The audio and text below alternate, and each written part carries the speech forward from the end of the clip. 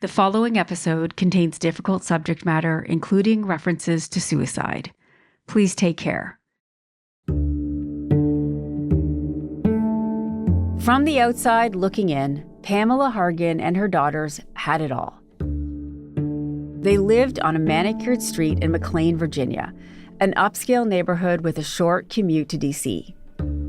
On any given day, they might rub shoulders with senators, CIA agents, or other political power players who lived in the area. So when police were called to the Hargan home on July 14, 2017, their first impression was that the place was, quote, immaculate. But when detectives pushed inside, what they found would shock them. 2 women dead, lying in a strange and haunting crime scene that would baffle investigators. In his new podcast, Blood is Thicker, The Hargan Family Killings, journalist Peter Van Sant pulls back the curtains on this American tragedy, revealing a story of mother-daughter discord, financial greed, and cold-blooded betrayal. He joins me today on Crime Story. I'm Kathleen Goldhar. Peter, welcome to Crime Story. Thank you, Kathleen. I'm very happy to be here. So this podcast really was very gripping from the very moment we start. We start by hearing what I can only describe as one of the most harrowing moments that any family would be going through in a situation like this. Can we start right there? Can we start with what we're hearing when we press play on episode 1? We begin this podcast with harrowing sounds. A family is being notified that there is not one but 2 of their members who have been found dead. One of them, Pamela Hargan, is the matriarch of this family. She is a loving, generous woman who is taking care of her 3 daughters after she had divorced from her family. Very successful. She is dead. The youngest sister, Helen Hargan, just 24, just out of university. She is discovered dead inside this beautiful home in McLean, Virginia, in this beautiful tree-lined neighborhood where things like this are not supposed to happen. Someone matching the description of your mother was found deceased on the main level. She did have a gunshot. The shock is terrible. You hear them cry out. And also then they are told that this may be a murder-suicide on top of everything else, the horror, the shock of this information. And suddenly they learn that one of their own may have shot the mother and then shot herself. So it's unimaginable what they were going through, and you hear the heartache, the desperation that had now entered their lives. And Pamela Hargan, let's start with her because she really is a very strong personality and, like you said, a matriarch of this family. Can you give me a little bit more about who Pamela was? Pamela Hargan was 63 years old, and she had lived a remarkably successful life in business. She worked for an aerospace giant for a number of years, and then she became a vice president of a human relations firm tied in with the federal government. She had built an $8 million estate with all the success in her life. She owned real estate, stocks and bonds, cash, and she was very generous with her money. She was helping Helen, her 24-year-old daughter, her youngest, who had just been graduated from Southern Methodist University in Dallas, Texas, to buy a home. She was going to come back to Virginia and begin a life there. Living with Pamela at her house was her oldest daughter, Megan, and Megan had an 8-year-old. Pamela had opened up her house to Megan and took care of them, paid all of their expenses, and was a loving grandmother and a loving mother to Megan. Pam, by all accounts, was someone who was a demanding personality, not in a mean way, but she expected her girls to work hard in life, to be responsible in life. And that's the way she lived her days. And she had been divorced from her husband, the father of the 3 girls, for some time. Life, though, was going very well. And no one saw this coming. Why was there any sense that this might have been a murder-suicide? What did they find in the house? Well, it began first when, after the family was notified, Megan, the oldest daughter, offered up to the detective that, well, there'd been some trouble in the home, that Helen, the youngest, had been arguing and been angry with her mother, Pam, over an issue about a house that Pamela had promised to pay for Helen, and that she was now backing out of that. Ashley, the other sister, had said, well, Helen had suffered from depression and that she just wasn't quite herself. And so right off the bat, there is this suggestion, here you have found two people dead in a house, and the circumstances are quite disturbing. Pamela is found in the mudroom of the house. She's lying face down with a blanket or a quilt on top of her, and on top of the quilt is her cell phone. Mm-hmm. Now, obviously, it couldn't have fallen on that. Someone must have placed it there. And then inside the house, upstairs in a bathroom, a desperately horrible, bloody scene. Helen, 24 years old, is fully clothed. She's sitting on top of the toilet. She has a head wound, a massive head wound, and there is a rifle between her legs with the barrel of the rifle pointed toward her body. And so right then, as quick observation, they're looking, looks like she was shot down below, Pamela, placed under this blanket. And by the way, when family members kill other family members, it's very common that they will cover the face. And that was the situation here. And then you had Helen upstairs with this rifle, and it just looked like she had shot herself. And right away, with Megan saying they had been at war with each other, and then Ashley saying that her sister had been depressed, authorities, a little too quickly, came up with the notion that this must be a murder-suicide. But then that shifts pretty quickly because Megan brings up Helen's boyfriend as a possible suspect. Is that right?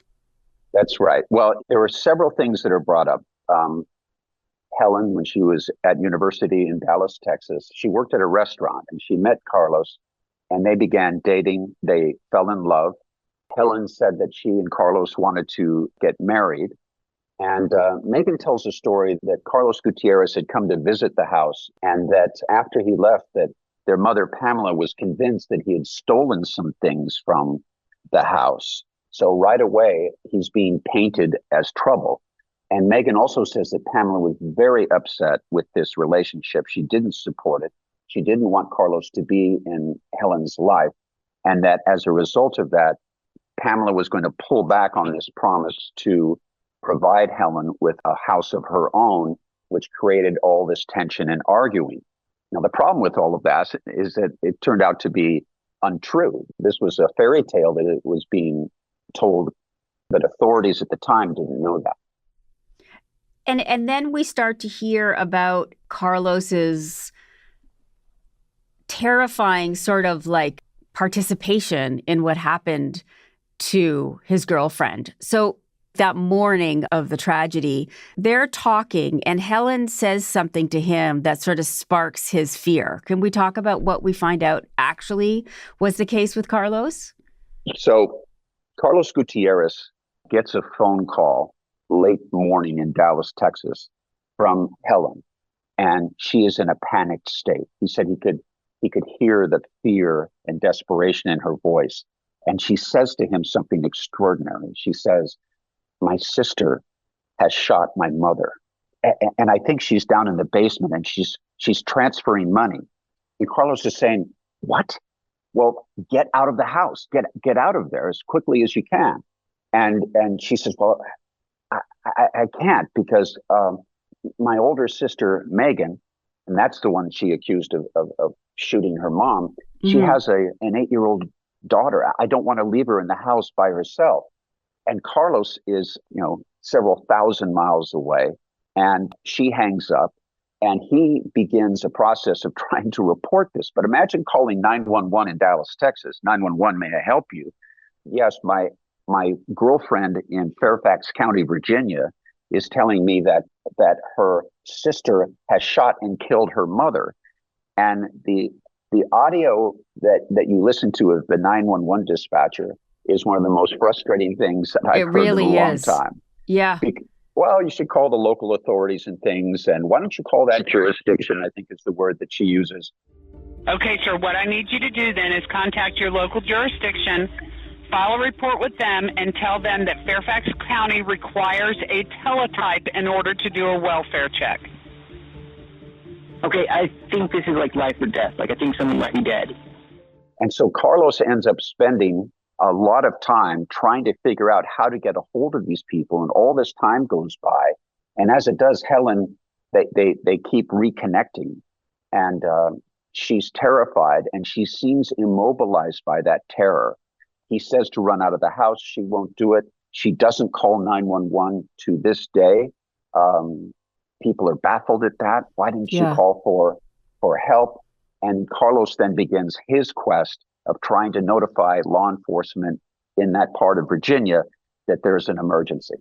Is it his calls that get the police over there? Yes, eventually he does get through to Fairfax County dispatch, and he tells them about this, and they do send officers over to the house, and that's when the grisly discoveries are made. And how quickly do the police start to look at Megan as a suspect versus a grieving sister and daughter? There was a detective, Brian Byerson, who's a very savvy fellow, and he comes over to the scene. This is after the first responders had already arrived, and already people were talking of murder-suicide. Detective Byerson, as soon as he got there and walked around, it just didn't add up to him, because he's looking at the scene, particularly upstairs. There is a rifle, which is a very strange weapon to shoot yourself with, because how do you reach the trigger? He noticed that right away. And also he could see that the wound to Helen was at the top of her head. And that suggested to him right off the bat that someone else had pulled a trigger. But what we learned downstream was that Megan had told neighbors and friends and her sister Ashley that Helen was suffering from depression.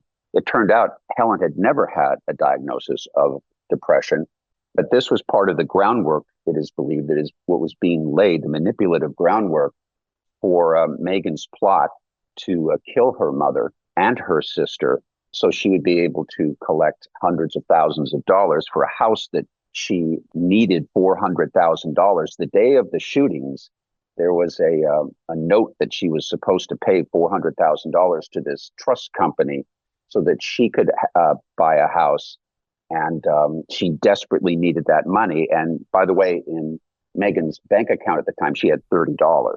Oh. And so she didn't have it. And it hatched this plot to murder her own mother and her sister, and transfer money into her account so she could have the house that she wanted with her husband, and that she would have what she felt she deserved in life, even if that cost her mother's life and her sister's life. Why was Pam not open to giving her daughter money the way she had done with her other children and their whole lives? It seemed that Pam did support her children this way, bought them houses and cars and things like that. Much of this I have to label as speculation. This is talking to investigators, because we were not able to speak with Ashley herself. But Pamela had very high standards. She demanded of her kids that they work hard, they be responsible for themselves. And Megan was perceived within the family, I was told, as somebody who was basically living off of her mother's generosity and taking advantage of that.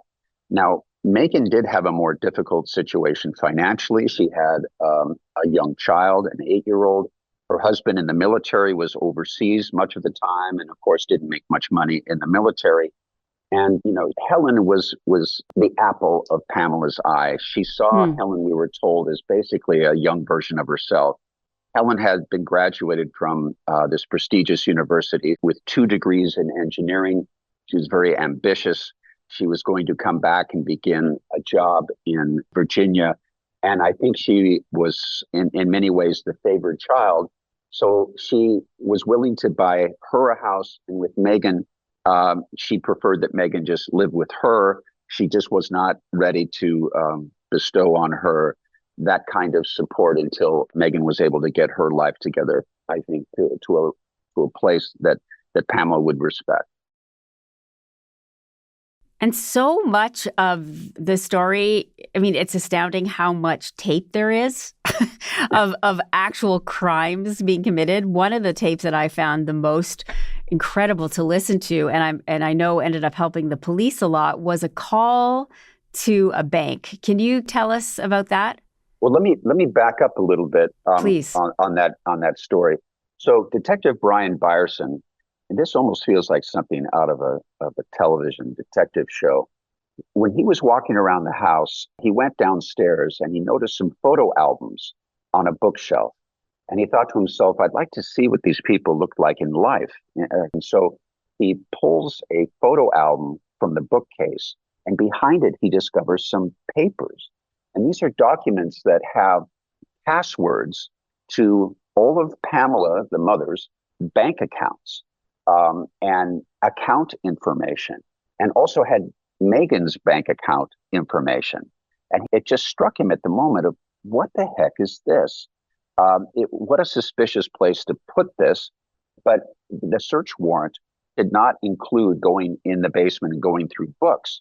And so he took a picture of some pictures of these documents, and he left. And they then got a warrant the next day. And when he came back to get these documents, they were gone, but he did have pictures of them. And so he saw this link that it was to a bank called Capital One. And by this time, too, they were getting into Pam's telephone, and they discovered a voicemail from Capital One that was expressing concern that somebody was trying to do a wire transfer out of her account of $400,000. It turned out Pam had called the bank, and this is all on audio tape. Hello. Hi, who am I speaking to? Who am I speaking to? My name is Jeff with Capital One. Okay, this is Pamela Hargan. She called the bank and basically said, what is going on? Someone's trying to do, no, this is not me. I am not the person that's trying to do this wire transfer. So I hear that somebody tried to do a wire out of your account for $400,000 and some odd thousand. What? Yeah, that's what the other gentleman was saying. 400 and some odd thousand, he said. I did not do that. Then Byerson learned about this. They talked to Capital One, and it turned out that on the morning that these killings occurred, someone had called the bank impersonating Pamela, saying that she wanted to move this $400,000 to this trust company in Virginia. And Byerson thought he recognized the voice. May I have your first and last name, please? Pamela Hargan. Thank you. I understand you want to complete a wire transfer with us today? Yes, we attempted to yesterday, and there was a bit of a mix-up, so we would like to do it again now. Okay. And that voice was Megan, Pamela's oldest daughter. It's an extraordinary break in this case, and it all came from a man who just wanted to take a look at what these people looked like in real life when they were alive. It's an extraordinary piece of tape, too. And I just thought, I was thinking about sort of the trajectory of Megan and her decision to do this. So we have that phone call in the morning, and one can just maybe assume that Pamela obviously found out about it, and maybe she approached her daughter to get, to find out what was going on. But we also know that the day before, Megan called the police saying that there were strange men in the neighborhood. Yes. So do we think that maybe Megan had actually planned this, that it wasn't some passionate, angry response to being caught out, that it might have been something planned? Absolutely. This is always sad to say, too, because, of course, the two men that were in this upscale neighborhood, she said, were African-American men. Yes. She felt that they were scoping out the neighborhood. And as a result, she said she went down into the basement. There was a closet where they kept a rifle inside a case, and that she had then brought this rifle up into the main floor of the house to have handy. I guess she was going to get ready to fire upon them if they tried to enter her house. She also called the police to report that these men had been wandering about. And by the way, no one else in that neighborhood had ever called. And authorities do believe that she was laying the foundation for this murder because she needed to get that weapon that was used upstairs where her younger sister, Helen, could have access to it. If she was planning a murder-suicide, how would Helen, who, according to everyone, was afraid of firearms and had never shot a firearm in her life, how she would have had access to this? Well, Megan said she'd brought it up because these two men were suspiciously wandering about the neighborhood. It was a pretty diabolical idea. And at the time, it fit the murder-suicide theory that was out there. Very clever, but not clever enough. Not clever enough, and in the end shows premeditation. So when do the police switch and actually set their sights on Megan and start to question her story? This happened about probably 36 hours after the two bodies had been discovered, and Byerson had found those documents when they disappeared the next day, and then they found on Pamela's phone the voicemail, and then they contacted the bank. So suddenly, this house of cards was starting to crumble. But within about 30 hours, investigators were on top of this and realized the connection to this attempted wire transfer went directly to Megan. And their long interrogation of Megan is also on tape. Yes, she agreed to be questioned by police. She goes down to the police station. There's a video camera there, so her image is being recorded. And every defense attorney will tell you, don't ever talk to the police. And Megan sits down and doesn't talk for 5 or 10 minutes and says, that's my story and I'm going to leave. She stays for 4 hours. And during the course of that, gives investigators the opportunity to press her on all these details. And there's no attorney there to tell her to be quiet.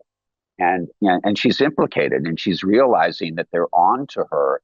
And at one point, she just kind of says, okay, blame me. Just blame me for this. Blame me. Listen. Blame me. Listen. My family's been through enough. Let Molly grow up without me. It's You fine. have got to unload this. Blame me. It's fine. There's nothing. Just blame me.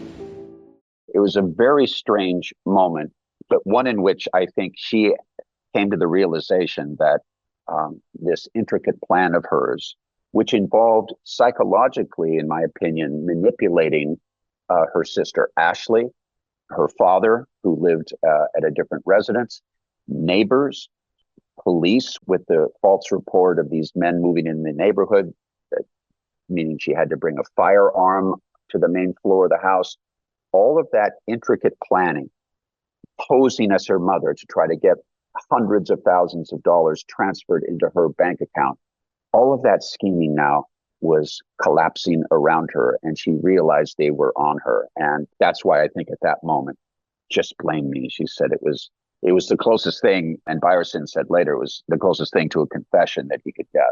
Yeah, very interesting. Who knows what our guilty conscience make us do and make us say.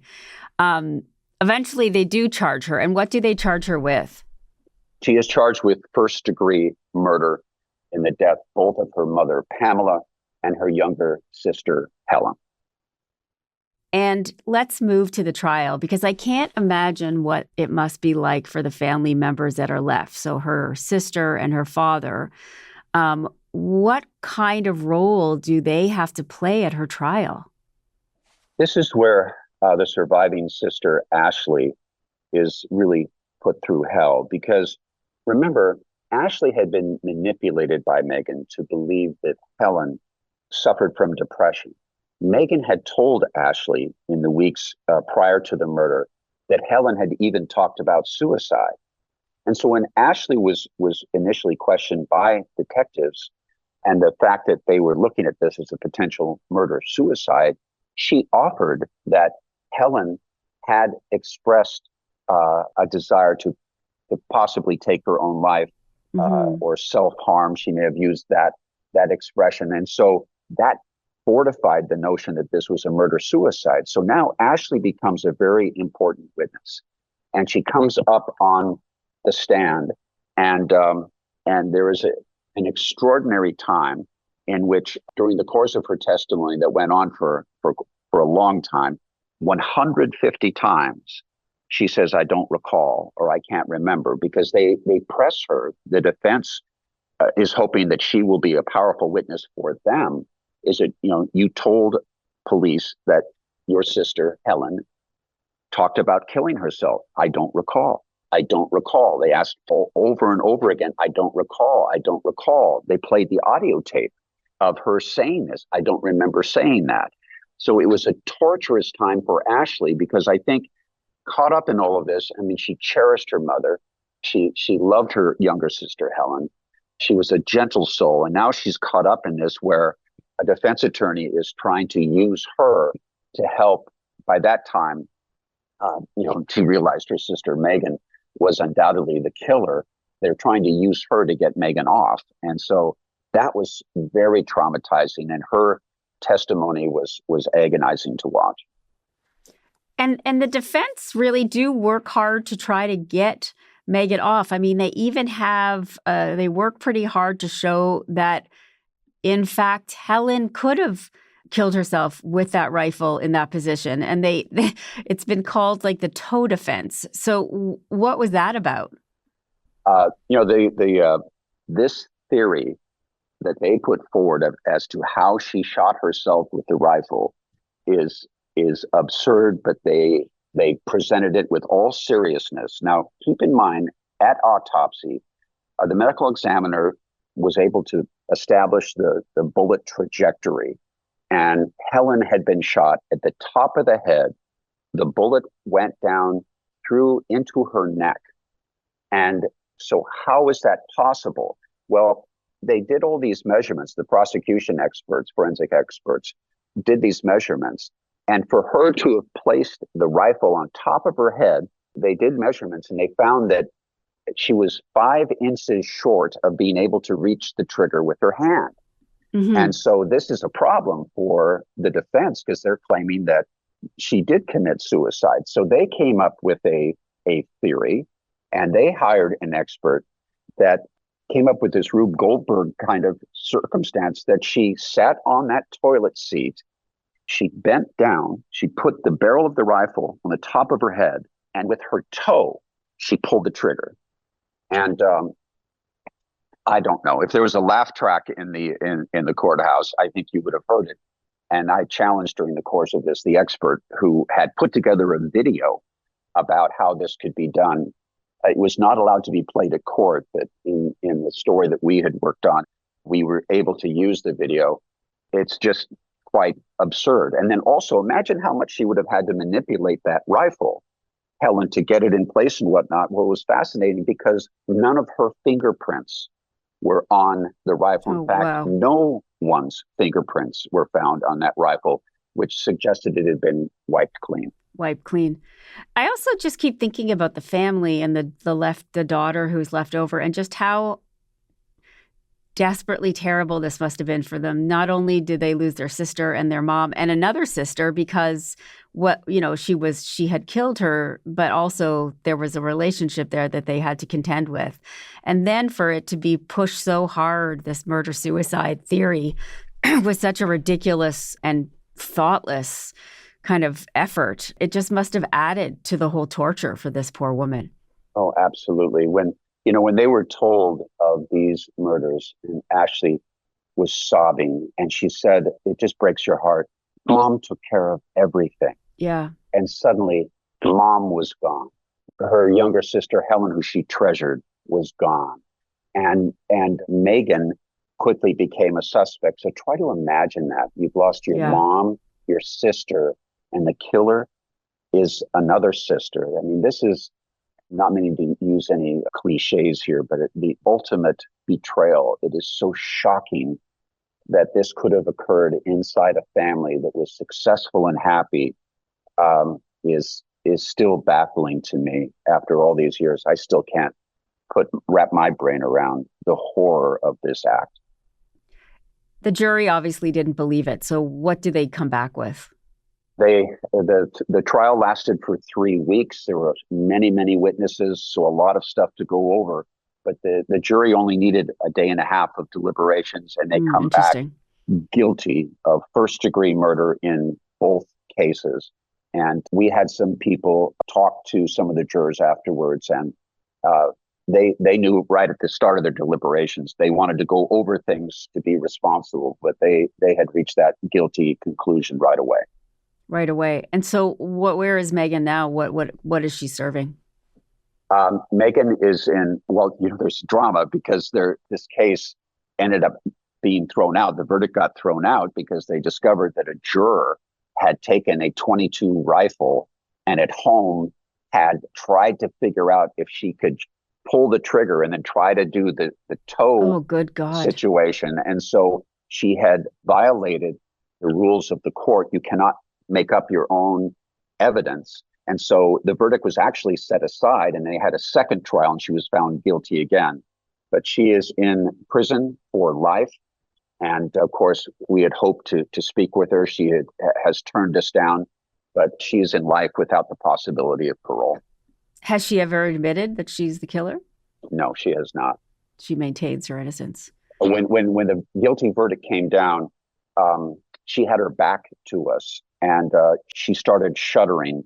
Her shoulders were shaking, and her defense attorney took his palm and was just rubbing the top of her back. She didn't turn around, but she's never expressed remorse for this. She's never accepted responsibility for this, and everyone lives with the consequences of that. Carlos Gutierrez, the boyfriend, he and Helen were going to get married. They were planning a life together. That was all destroyed. He now works in the oil fields in the Permian Basin in Texas and is a very sad person. We've had folks speak with him. He has agreed to brief phone conversations, but he says to this day, years later, his life is destroyed. Ashley, we've been told, suffers from post-traumatic stress disorder. She had a boyfriend the last time that we talked to her who was giving her lots of support, but it's been absolutely devastating for her as well. Megan had a young daughter, who was there when all of this went down, which is even more horrible. Do you know anything about where she is and how she's doing? All that we know is that Molly is her name. Molly lives with her father. He was the fellow who was in the U.S. military. He's out of the military now, and they moved to a state in the Midwest somewhere. And so she lives with her dad. And what about Megan's husband? Do we have any sense of whether he was aware of any of this, or what was, how did that kind of happen? Detective Byerson questioned him extensively. He always volunteered to help. No, he thought that they were moving forward to buying this house and that Megan was getting help from Pamela. He never suspected anything. He had no idea there was anything nefarious that was being planned. And again, he had spent so much of that time. He was out of the country. He was posted overseas in the Middle East. And they believe he had no role in this whatsoever.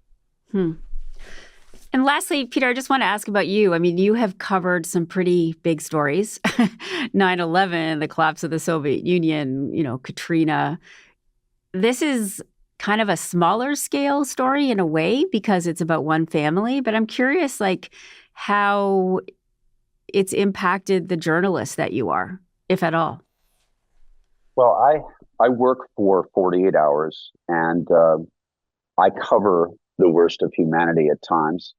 I admit that I am fascinated, as the people listening to this podcast are fascinated with the depths that human beings can sink to.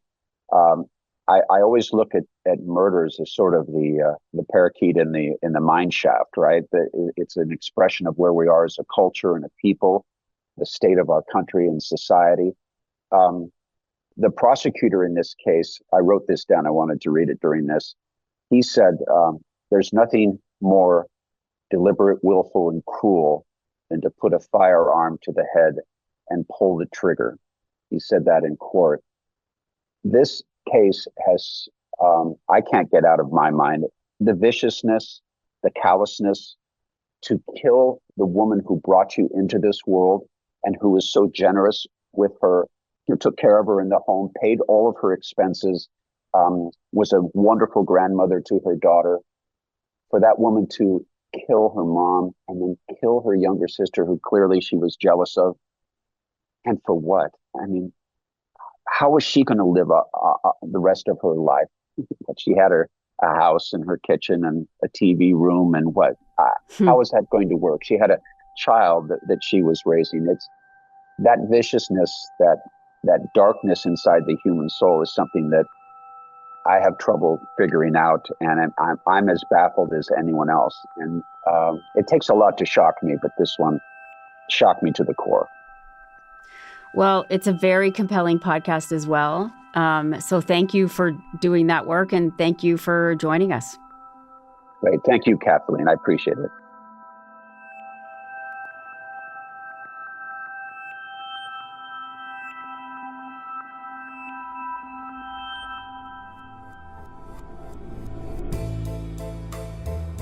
You've been listening to Crime Story from CBC Podcasts.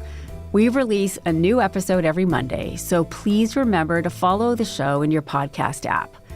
You can get our next episode a week early on CBC Podcast YouTube channel, or by subscribing to CBC Podcasts' True Crime channel on Apple Podcasts. In addition to early access, subscribers to our True Crime channel also listen ad-free. Crime Story is hosted by me, Kathleen Goldhar. Our producers are Nikki Manfredi and Sarah Clayton. Sound design by Julian Uzieli. Media sourced from Blood is Thicker, The Hargan Family Killings, from NBC News, 48 Hours, and Wondery. Our senior producer is Jeff Turner, our video producer is Evan Agard, and our YouTube producer is John Lee. Executive producers are Cecil Fernandez and Chris Oak. Tanya Springer is the senior manager of CBC Podcasts, and Arif Noorani is the director of CBC Podcasts.